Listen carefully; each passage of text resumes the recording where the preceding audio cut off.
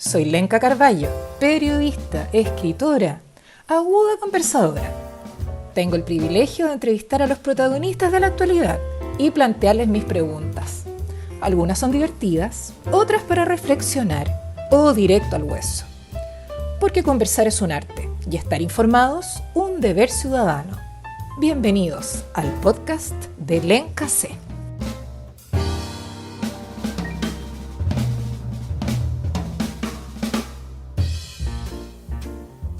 Este es el registro de un día histórico, en el relato de la actriz y activista política Javiera Parada. La historia tras el plebiscito del 25 de octubre de 2020, cuando de manera contundente el 79% de los chilenos se manifestó a favor de derogar la antigua carta hecha en dictadura y escribir una nueva constitución. Cuando también el 80% eligió una convención constituyente, desde donde se escribirá la primera carta paritaria del mundo. Desde 2013, Javiera empujó estos cambios. Ello junto a figuras como los abogados constitucionalistas Fernando Atria y Jaime Baza, quienes entre numerosas figuras estuvieron tras la campaña AC Marca tu voto, llamando en las elecciones presidenciales de ese año, con Bachelet como la carta por la concertación, para que los votantes se manifestaran en la papeleta, marcando la Asamblea Constituyente en una esquina.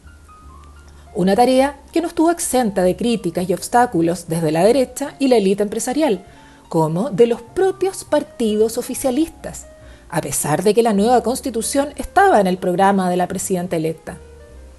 Hija de Estela Ortiz y José Manuel Parada, el funcionario de la Vicaría de la Solidaridad fue secuestrado el 29 de marzo de 1985 desde el mismo colegio donde estudiaba Javiera, en momentos en que el sociólogo iba a dejar a sus hijos. En el operativo, ejecutado por carabineros de civil, se llevaron también a Manuel Guerrero, profesor del establecimiento y dirigente de la Asociación Gremial de Educadores de Chile. Al día siguiente, sus cuerpos, junto al dibujante Santiago Natino, aparecieron degollados en Quilicura. Ambos lugares hoy son recordados con un memorial que nos avisa uno de los crímenes más brutales de la dictadura. En esta conversación, Javiera recordó a su padre, contó cómo vivió este histórico plebiscito y encaró las duras críticas y resistencias de su propio sector, donde Javiera genera tanto amor como odio. Porque conversar es un arte y estar informados un deber ciudadano. Bienvenidos y bienvenidas al podcast de Lenka C. Debes pensar en tu papá, ¿o no? En momentos como este. Sí, mucho, mucho, mucho, mucho. Pienso mucho en él, o sea, no solo en momentos como este, que por supuesto lo recuerdo a él y a mi abuelo Fernando Ortiz y a tanta gente que dejó su vida por recuperar la democracia. A estas alturas de mi vida hay muchas cosas que me hubiera gustado conversar con él, ¿no? Yo alcancé a tener una relación muy rica con él, eh, éramos muy amigos y teníamos una relación muy fuerte, y la verdad es que desde, sobre todo desde el estallido hasta ahora, muchas veces me hubiera gustado compartir opiniones con él. Hace hace algunos meses, se lo decía a un gran amigo de él, que es Luis Hermosilla. Le decía que lata no poder no tener estas conversaciones que yo he tenido con él respecto a algunas cosas, con el José, ¿no? ¿Qué conversaciones, por ejemplo, en este periodo que hemos vivido, como dices tú, del estallido en adelante, qué cosas te habría gustado preguntarle? No, más que preguntarle, comentar, yo creo que ha sido un año muy interesante y desafiante para quienes creemos que la política es el espacio para procesar las distintas miradas que hay en la sociedad. Yo creo que lamentablemente la política no está en su mejor momento, y uno a veces se pregunta en la desesperación por dónde seguir, ¿no? Cómo ayudar, cómo colaborar, para que quienes están en la política dejen sus pequeñas rencillas y entiendan que el momento exige altura de mira, y poder ponernos al día con un país que siente que ha avanzado con distintas velocidades, ¿no? Y en momentos en que yo me he sentido muy perdida de cómo seguir caminando en medio de este año, me hubiera gustado conversar con él para saber sus impresiones. El José está muerto, tú o podéis conversar con él o no podéis conversar con él, eso es lo terrible cuando matan a alguien, que le terminan con su existencia. Y Sí, a menos que yo creyera en el espiritismo, que cosa que no, no, no. no puedo conversar con él y me quitaron la posibilidad a mí y a mis hermanos y a mi mamá y a su hermana de conversar con él. Eso es lo que ocurre cuando uno termina con una vida. Sí. ¿Sueñas con él? A veces, poco, pero a veces sí. Vivo con una memoria muy amorosa de lo que fue mi papá y de lo que fue Manuel, que fue profesor mío, era profesor en el latinoamericano. Eh, yo creo que parte importante de lo que yo soy y de mis ganas de conversar con todos y no solo con la gente que piensa igual que uno, sino con gente que tiene opiniones distintas, tiene que ver con la formación que recibí del José Manuel y de la Estela, que eran dos personas, la Estela está muy viva, Ujú. muy demócratas, muy curiosos, con muchas ganas de aprender, con mucha conciencia de que nadie tiene toda la razón, de que siempre hay una parte de razón y de verdad en los otros.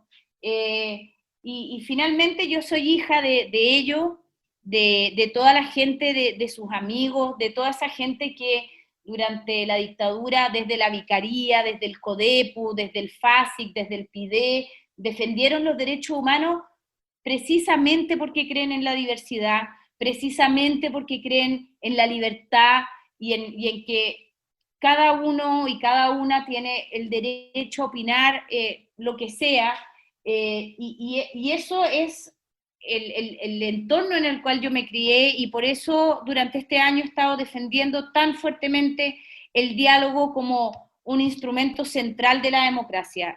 Yo soy, creo, el producto de esos luchadores por los derechos humanos, y creo que hoy día defender los derechos humanos es defender el proceso constituyente y es defender el encuentro de las distintas posturas para que quizás nazcan nuevas posturas también. ¿Y cómo viviste el 25 de octubre con el contundente triunfo del apruebo más la convención constituyente? Estamos hablando casi un 80% cada una. Me emocioné mucho porque creo que nos ha costado tanto llegar hasta acá, ha habido tanto dolor, ha habido tanta gente que ha quedado en el camino, pero también tanta esperanza y esa cuestión que tiene el pueblo chileno de que pese a todo vuelva a creer en la democracia. Salí a la plaza y la plaza era una fiesta. Fue muy bonito volver, hacía tiempo que yo no iba a la plaza y fue muy bonito ver la gente, la familia, la gente cantando. Eh, y bueno, no sé, era una sensación muy similar a lo que recuerdo del 88, del 5 de octubre, del 6 de octubre del 88. Pero celebramos el 6, que fue como un carnaval en la Alameda.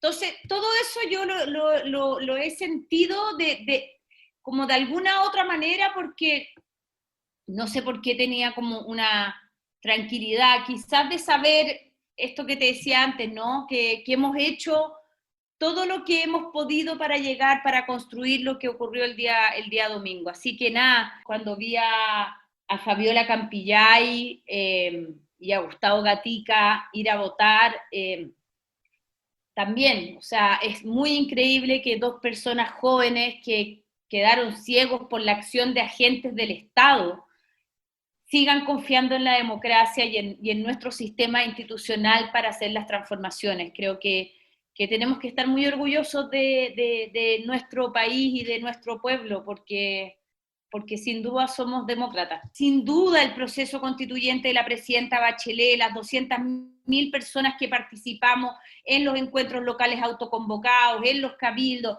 o sea, aquí hay una acumulación de fuerza política, social y cultural que unido a la enorme fuerza de la revuelta social de octubre del 2019, lograron este resultado tan claramente contundente, ¿no? Sí, igual en ese minuto, cuando partió el Marca tu Voto, e incluso con Bachelet se veía como bien imposible, ¿ah? Lograr ese cambio, por lo Bueno, menos en ese nosotros momento. cuando partimos el 2013, dirigentes del Partido Socialista nos acusaron de fumar opio, Camilo Escalona, veía, ¿verdad? Pues, sí, ¿verdad que Camilo sí, Escalona dijo eso? Ahora la, está la bien élite callado, ¿ah? No ha dicho nada. Ah. quiere ser candidato a la constituyente. La élite empresarial y política encontraba que lo de la Asamblea Constituyente era un disparate que iba a llevar al camino al despeñadero, y lo que logramos ese año, yo creo, con esta campaña bien modesta, fue explicar que los procesos constituyentes eran procesos que habían ocurrido y que ocurren en el mundo, que no tienen un signo político, que han ocurrido en países como por ejemplo Colombia, donde después de la Asamblea Constituyente ha gobernado solamente la derecha. Y yo creo que el gran valor de ese momento del año 2013 fue lograr instalar la idea de que los procesos constituyentes eran procesos democráticos, republicanos, que debían ser participativos y que eso no significaba que se iba a desmoronar la economía, ni la república, ni el país. Todos los partidos políticos de derecha, de centro, de izquierda, y todo el mundo nos decía que para qué íbamos a hacer una asamblea constituyente, para qué íbamos a cambiar la constitución, si en Chile no había una crisis, que eso se hacía solo cuando había crisis. Y bueno, la presidenta Bachelet de hecho llevó la nueva constitución en su programa, pero incluso al interior de la nueva mayoría no había consenso de que tenía que ser a través de una asamblea constituyente, y yo creo que esa es una de las razones por qué ese proyecto falló. La derecha, por cierto, nunca estuvo dispuesta hasta ahora, excepto Evópolis, que sí apoyó al proceso de la presidenta Bachelet, pero el resto de la derecha jamás estuvo dispuesta a abrir la puerta al proceso, ni siquiera a preguntarle a la gente, que era lo que nosotros planteábamos, que hiciéramos un plebiscito como el que acabamos de hacer y le preguntáramos a la gente. Y recién ahora, por el impacto de la revuelta, la derecha se abrió a esta posibilidad. Por lo tanto, claro, yo me imagino que hay varios que hubieran querido en ese momento de la derecha y de algunos partidos de la nueva mayoría que no ayudaron a que sucediera el proceso en ese entonces de buena manera, hoy día habrían estado felices que sí lo hubieran apoyado. Sí, o sea, de hecho tú dices gente del PS, me imagino, yo ya no recuerdo bien, pero fue súper controvertido, contó con poco piso y de hecho yo creo que fue una de las situaciones frustradas de Michelle Bachelet, ¿no? En su gobierno. O Igual sea, ella yo hablaba de proceso constituyente, yo me acuerdo haber entrevistado a Roberto Garretón que estaba bien molesto con Michelle Bachelet porque decía que ella debía haber partido en su reforma con la constitucional, no con la presupuestal, o sea, no con la económica, ¿cierto?, con la reforma tributaria o educacional, que ese era el punto de partida y que él encontraba que nos había dejado todos pillos con hablar de proceso constituyente, que no significaba nada. Bueno, yo creo que también los procesos constituyentes ocurren cuando tienen que ocurrir, o sea, son producto de un consenso social como el que acabamos de tener, o sea, el 80% es un consenso, con todo el respeto al 20% que por supuesto que tenían derecho a defender la constitución que nos ha regido, pero evidentemente yo creo que los procesos constituyentes ocurren cuando las fuerzas sociales y no solo la élite académica y política se pone de acuerdo en ello. Jaime Baza, cuando se desencadenó el proceso de Bachelet y nos dimos cuenta de que ese proceso no iba a terminar en una nueva constitución, Jaime Baza fue muy claro en decir, que mientras el pueblo no se movilizara para cambiar la Constitución esto no iba a ocurrir. Y por lo tanto yo creo que más que responsabilidad de la presidenta Bachelet, que estoy segurísima que estaba convencida de la importancia del proceso, yo creo que lo que ha cambiado las cosas es que aquí hay un pueblo movilizado que tomó conciencia de que mientras tuviéramos esta constitución no había manera de refundar o de volver a legitimar el pacto social, que es importantísimo para todo el resto, para las reformas sociales que necesitamos, para las políticas públicas, para volver a construir ciudades menos segregadas, etcétera, etcétera. La base fundante de una sociedad es ese pacto social, que parte de él está representado en la Constitución. Oye, ¿y es efectivo que te vas a presentar a constituyente? No, no, cada vez que me han preguntado he dicho que no, porque no lo voy a hacer.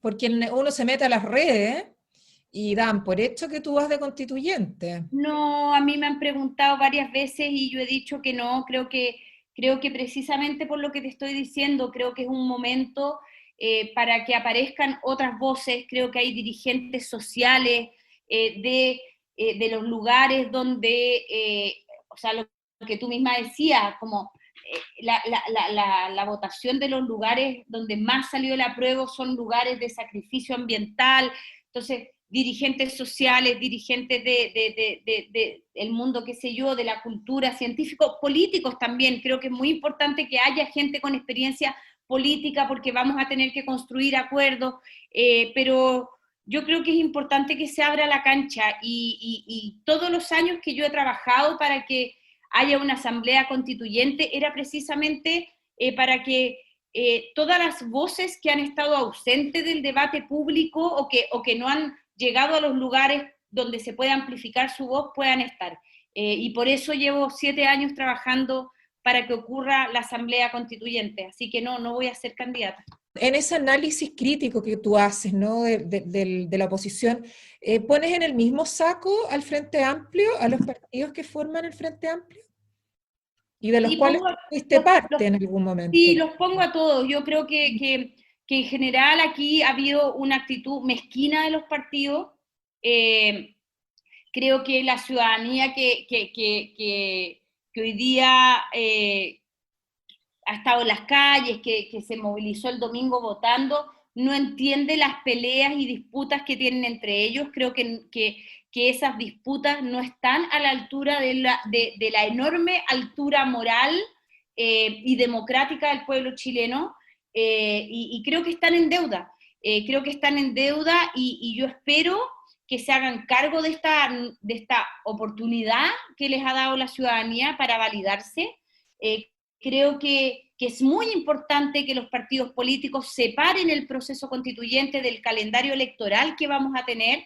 Creo que nos tocó que el proceso constituyente va a coincidir con este calendario inédito en nuestra historia, con 11 elecciones por delante o 10, pero es muy importante que ningún partido ni ningún sector tengan la tentación de mezclar las campañas presidenciales, a parlamentarios, a senadores, con las discusiones constituyentes, porque son discusiones de total distinta naturaleza. Sé que es muy difícil, pero para que el proceso constituyente tenga éxito y podamos construir esos acuerdos como sociedad, no puede estar contaminado por las campañas que van a estar el próximo año y es de esperar que los partidos estén a la altura de eso. Tú te transformaste para este sector, ¿no?, en una persona no grata.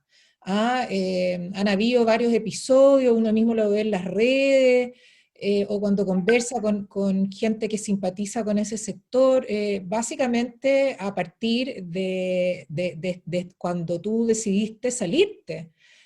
Porque a raíz de la acusación constitucional para destituir incluso al presidente, como lo presentó el PC, y al cual se plegó el RD. ¿Cómo ha sido también eso de transformarte en algo así como la mala, ¿no? De esta película? Es que yo no lo siento así, yo sigo teniendo muchos amigos en Revolución Democrática y en el Frente Amplio con los que converso eh, casi a diario, y tengo una historia común con mucha gente. Yo fui parte de la construcción de Revolución Democrática y hay amistades y cariños y afectos que siguen más allá de que uno pueda estar de acuerdo o no con las opciones políticas que toman sus compañeros, ¿no? O no sé, como, aunque no sé, yo sigo teniendo una gran amistad con mucha gente. Las redes sociales además están totalmente distorsionadas a lo que pasa en la calle, ¿no? Porque efectivamente yo creo que en las redes sociales, como tú dices, hay un grupo importante de gente que les molesta mucho mi figura, sienten que haber llamado al diálogo después del 18 de octubre, cuando los partidos políticos no querían dialogar con el gobierno hasta que salieran los militares de la calle, y haber ingresado a la moneda, de alguna manera lo ven como una traición, porque no sé qué proyectarán en mí, ¿no? Supongo que algo tiene que ver mi historia. Yo creo que cualquier demócrata en la situación en la que estaba el país esos días después del 18, con la convicción de que la clase política en su conjunto tenía responsabilidad con el descontento que se había manifestado con tanta violencia y con tanto dolor. O sea, recordemos que había gente que se había quemado, habían habido saqueos, había mucha gente, había una situación de violencia muy grande. Y nosotros lo que hicimos con esta carta que se llamó Democracia Diálogo era solicitarle a todas las fuerzas políticas transversalmente que se juntaran a dialogar. Hay gente que siente que yo algo traicioné, pero es alguna imagen que ellos tienen en la cabeza. Yo creo que por lo que uno ve, el que traicionaste se supone, ellos, digamos, tu historia.